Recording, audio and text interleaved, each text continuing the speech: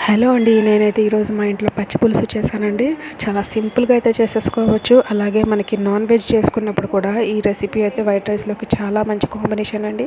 తెలంగాణ, రాయలసీమలో కూడా చాలామంది నాన్ వెజ్ చేసుకున్నప్పుడు ఇంట్లోని ఈ పచ్చి పులుసు అయితే తప్పకుండా చేసుకుంటారండి. చాలామందికి ఫేవరెట్ కూడా పచ్చి పులుసు. చేయడం కూడా చాలా సింపుల్ అండి. Zero oil recipe. అసలు మనం ఒక్క చుక్క కూడా ఇందులో ఆయిల్ అయితే యూజ్ చేయమండి.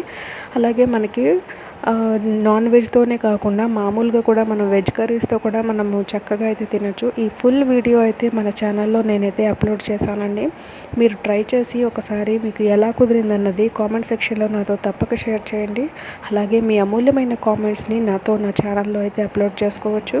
నా వీడియోస్ నచ్చినట్టయితే లైక్ చేయండి, షేర్ చేయండి. అలాగే నా ఛానల్‌ని సబ్స్క్రైబ్ కొట్టడం మాత్రం మర్చిపోకండి. ఉంటానండి. బాయ్.